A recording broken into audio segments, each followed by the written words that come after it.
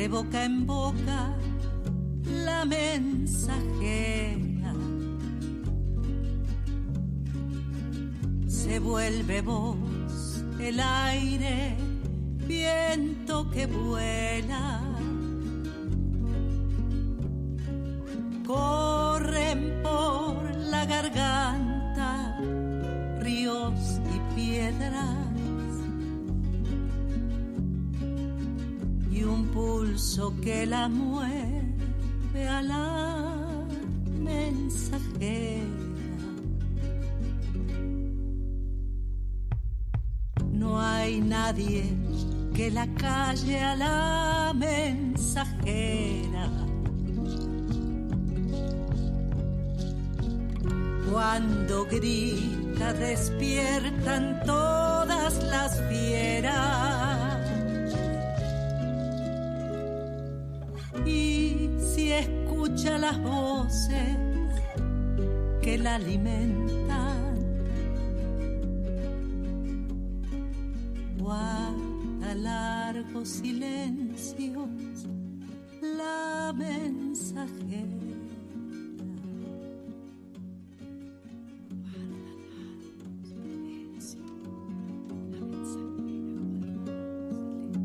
¿Qué cosas te cuenta tu voz? ¿Te gusta escucharte?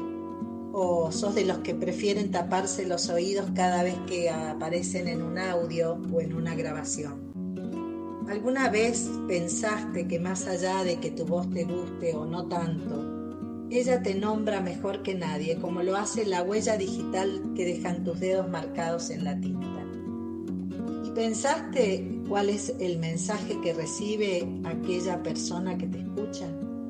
Estoy segura que conoces a la mensajera, pero tal vez no estuviste atenta o atento al mensaje que dejaba en tu cuerpo cada vez que la impulsa la palabra, el canto o el silencio mismo. Soy Alejandra Bermejillo y te invito a acercarnos al misterioso mundo de la voz, un espacio donde habrá más preguntas que respuestas.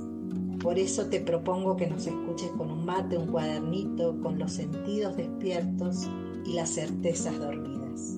La Mensajera es una columna quincenal del programa Puentes y Estribillos y empieza así. Se la veía bien. Bueno, seguimos en Puentes y Estribillos, como bien dice la cortina, que anuncia que hoy viene ¿quién? Se anuncia la mensajera, que viene con un mensaje.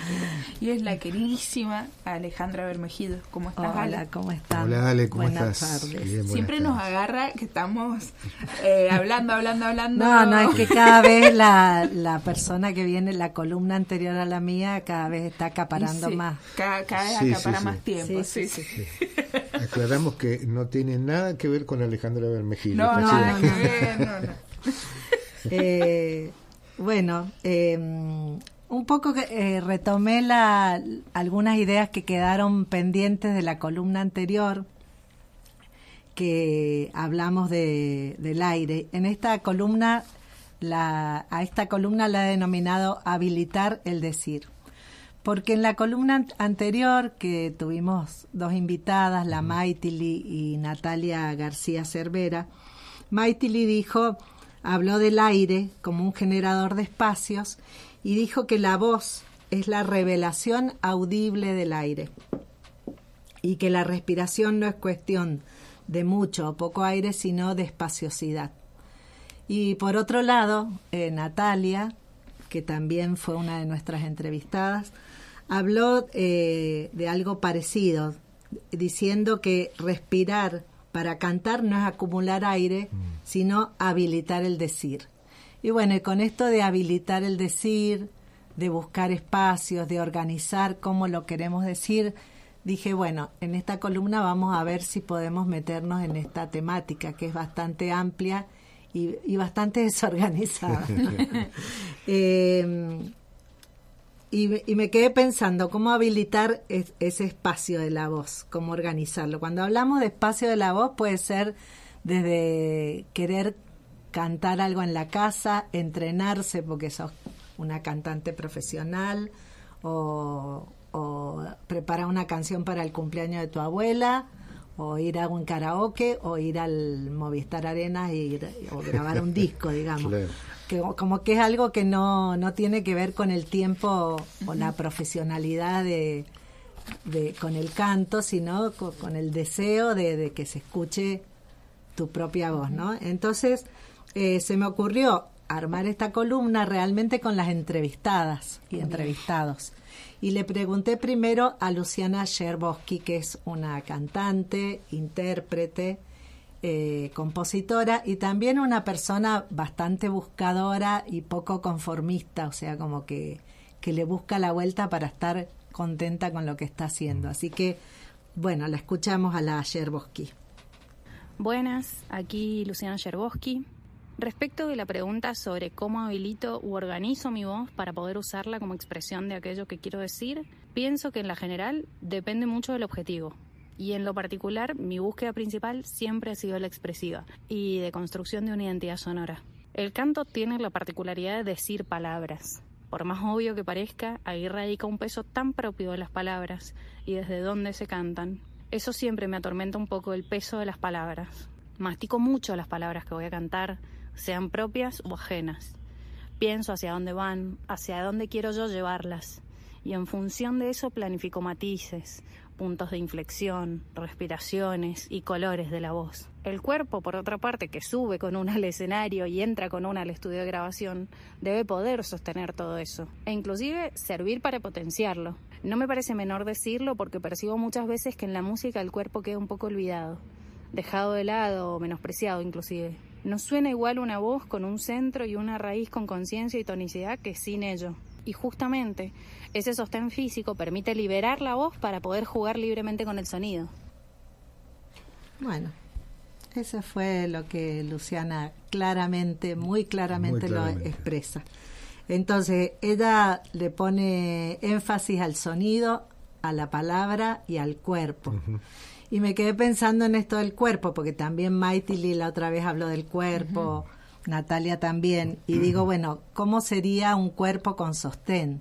Un cuerpo que habla antes que la palabra. Y dije, bueno, no me voy a quedar con la experiencia de un músico solamente o una música, sino que le voy a preguntar a alguien que trabaje con el cuerpo. Entonces me fui a una bailarina, bien, a Claudia Putalivo, que es bailarina clásica en realidad, pero también hace música contemporánea, tango, por ahí la conocemos más del ambiente del tango porque baila tango. Bien. Bueno, y le pregunté algo, cómo habilita su cuerpo para poder decir también lo que tiene que decir a través de la danza.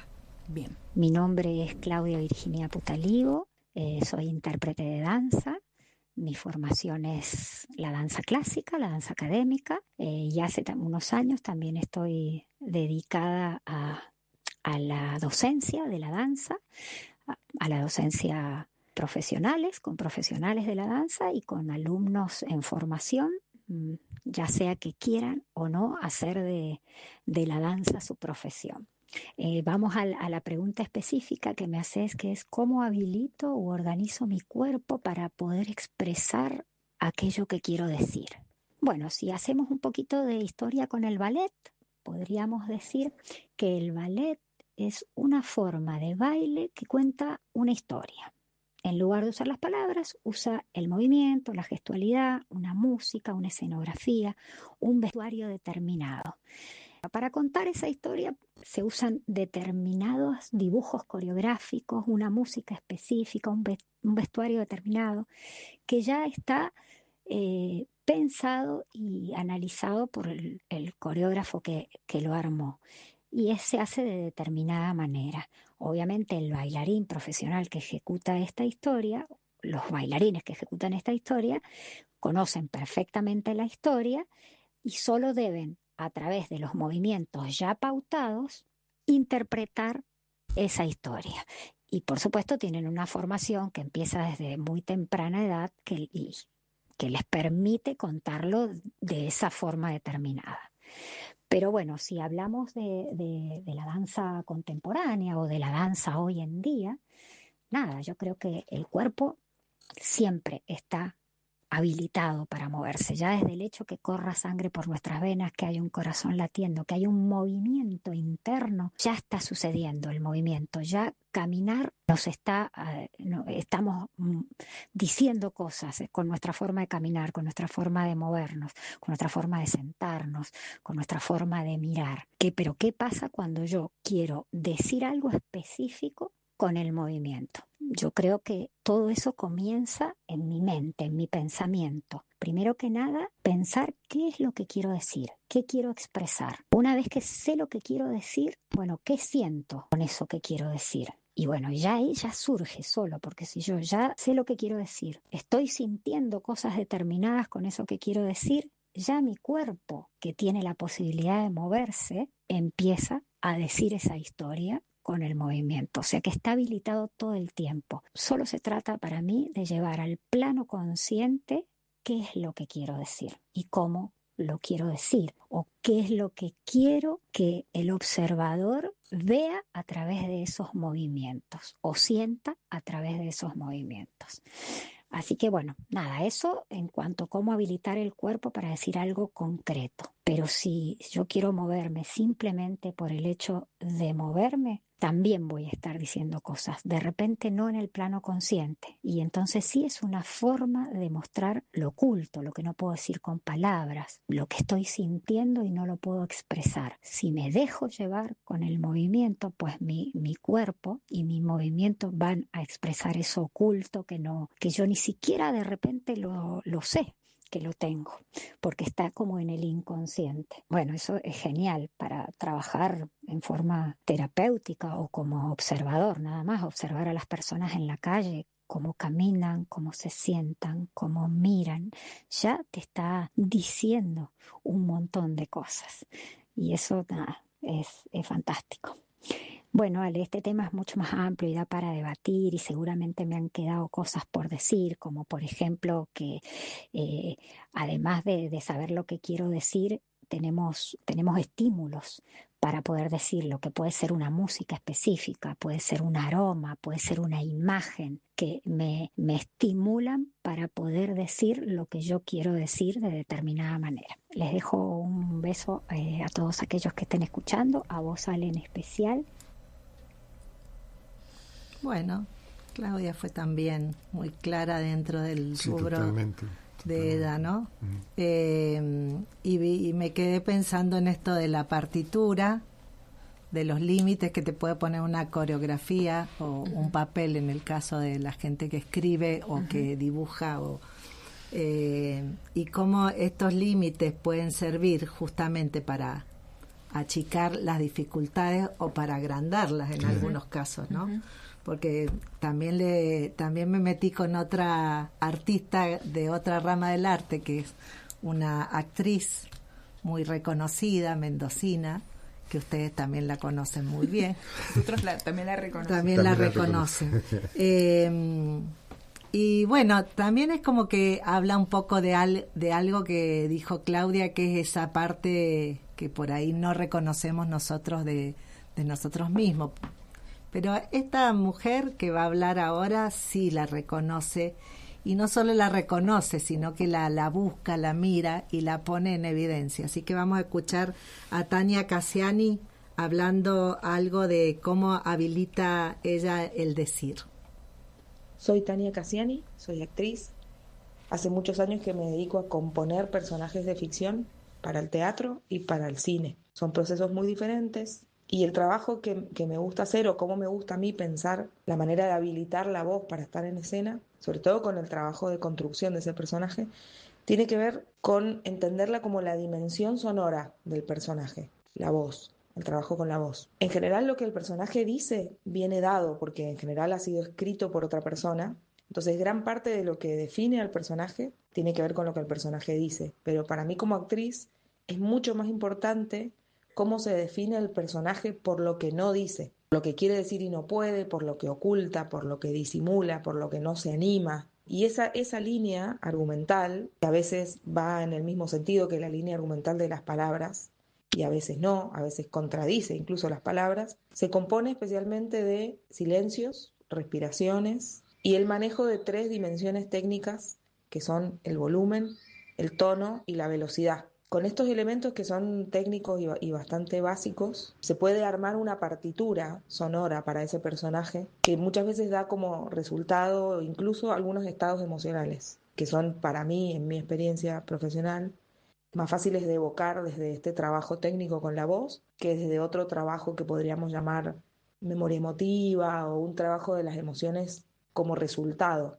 Entonces, bueno, hay una conciencia en el trabajo de composición del personaje que tiene que ver con el armado de esta partitura que va armando una línea argumental paralela a la línea argumental que está escrita y que se compone de lo que el personaje dice. Muchas veces nos perdemos la posibilidad de hacer que el personaje piense mientras está en escena, de hacer que el personaje se le trabe la lengua, se le atropellen las palabras, se le haga un nudo en la garganta, se trague las palabras.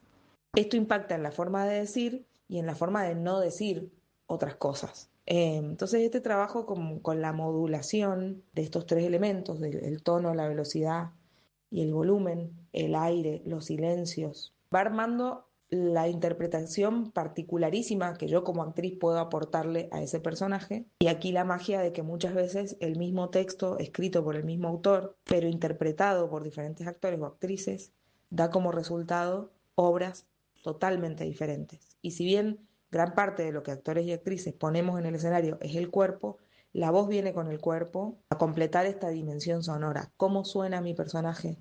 ¿Qué canciones canta con su voz? ¿Qué ritmos? ¿Qué géneros musicales podría componer? Entonces, bueno, ese es un poco el trabajo que a mí me gusta a veces, o a veces lo tomo como puerta de entrada a determinados personajes, este trabajo con la voz. Y sobre todo esta idea de que en la vida muchas veces, la mayoría de las veces, damos mucha más energía en disimular, en ocultar y en privarnos de decir algunas cosas que lo que terminamos diciendo. Entonces, ¿por qué no les pasaría lo mismo a los personajes en escena?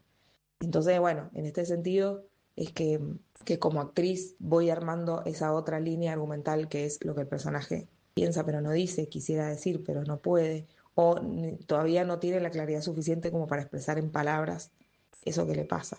Y la manera de expresar o de sacar hacia afuera o de que eso sea visible es a través sobre todo de la voz, de la respiración y del silencio.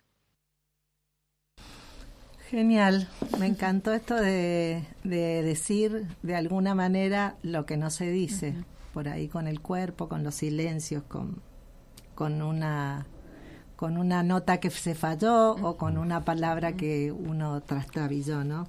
Y pensaba también como que era muy claro el testimonio de Tania en cuanto que se nota que hay como también una línea de entrenamiento, como algo que ella sigue, digamos, en su trabajo, porque a uno le parece que todo siempre es inspiración y no es así. Y bueno, pensaba en esto, que muchas veces tenemos rutinas, cada uno desde el lugar donde está, que puede ser un lugar de aficionado, la rutina de cantar cada vez que te estás bañando, cocinando, limpiando la casa, o de entrenarte porque tenés ya un manejo un poco más profesional de la voz, claro, de hacer prácticas por ahí repetitivas, respiratorias, escalas, arpegios, etcétera, etcétera.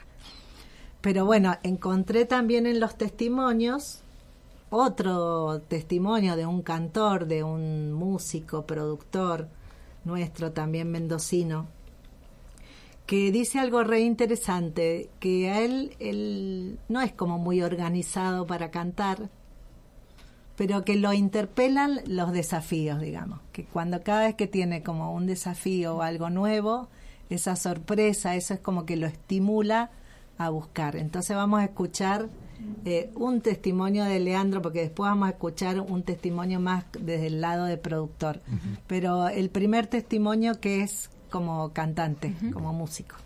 Respecto a esto de habilitar la voz, en mi historia personal tiene que ver un poco con algo que me pasó cuando era chico, que ahora un poco está cerrando su círculo, yo era muy fanático de una banda en especial, que eran Los Redonditos de Ricota, y yo componía, hacía mis canciones, letra y música, pero a la hora de cantar me salía la voz muy parecida al Indio Solari, Entonces el cantante de la banda, yo tocaba la guitarra y componía, pero el cantante de la banda era otro chico, sobre todo por esto, porque mi voz no tenía, estaba mucho cantar, pero mi voz no tenía identidad, porque era muy parecida a la de otro cantante. Y en un momento este cantante deja la banda, hicimos como una especie de casting, una búsqueda para reemplazarlo, y el resto de la banda fue como me incitó a que cantara yo, pero yo tenía mucha conciencia de que quería de que la voz no se pareciera a otro cantante. Entonces trabajé mucho en encontrar mi voz, encontrar algo que me gustara entre el timbre hablado. Si nunca me gustó mucho mi voz hablada, justo esto, bueno, va a ser con mi voz hablada, pero bueno, todo el camino que hice en la secundaria para dejar de imitar al Indio Solari y encontrar mi voz hablada, sobre todo por una cuestión de que yo sentía que se iba a escuchar más genuino. Sí, aunque no me gustara tanto mi voz, el poder cantar de una forma que fuera lo más parecido a mi voz hablada iba tal vez a conectar más con la gente, o yo me iba a sentir como ser más genuino. Pero por otro lado me ha tocado en muchos momentos de la vida diferentes tareas, misiones, desafíos, como por ejemplo hace poco empecé a cantar en una orquesta de tango, y siempre ha sido así mi camino, siempre se me han puesto he trabajado haciendo jingles, he trabajado componiendo para otros artistas, he hecho música para radio, para vendimias. Entonces siempre cuando aparecen estos desafíos yo como que me pongo a entrenar la voz, soy medio como hijo del rigor, me encanta cantar, pero siempre que siento que siempre canto por alguna cuestión, me cuesta ponerme a cantar. He pasado periodos donde por mucho tiempo no canto, casi no canto en la ducha, entonces bueno, yo necesito misiones, tareas, desafíos.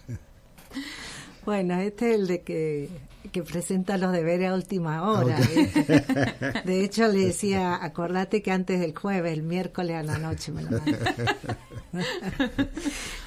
No, re linda la experiencia de Leandro Lacerna, que no se presentó, pero bueno, que es un músico muy reconocido acá.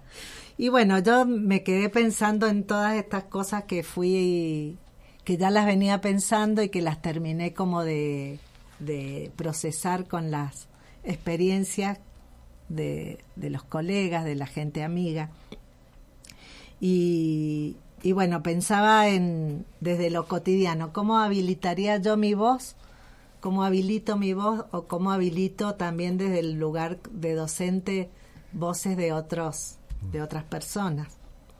Y digo, bueno, ¿cómo habilitaría desde lo cotidiano algo? ¿Cómo habilitaría la cocina para amasar un día? ¿O cómo habilitaría una pieza para alojar a una persona que estoy esperando? Y digo, bueno, lo primero sería como el deseo, me parece que es el motor, decir, bueno, quiero comer pan casero, o tengo muchas ganas que venga mi hermana de lejos y se quede unos días en casa, ¿no? Entonces, como mirar ese motor, eso que nos mueve a cantar, a decir. Y después sería como observar qué es lo que nos sirve, qué obstaculiza ese espacio.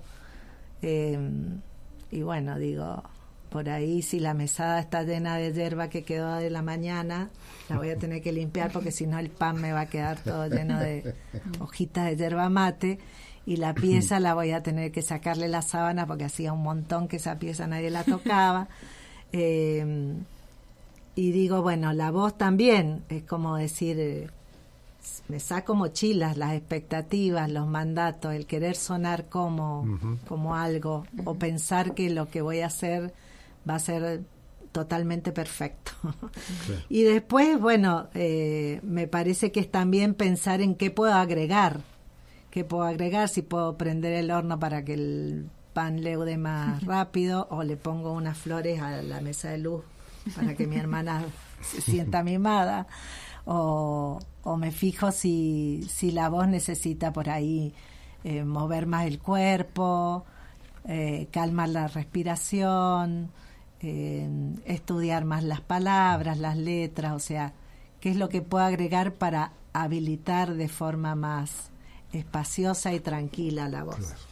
Y bueno, y en esto de pensar en cómo me habilito, cómo habilito a los demás, dije, bueno, si lo tengo ya Leandro Lacerna, y Leandro Lacerna es un excelente productor de otros músicos, ¿por qué no preguntarle él cómo habilita también estos espacios para otras personas? Así que vamos a escuchar el último audio de Leandro.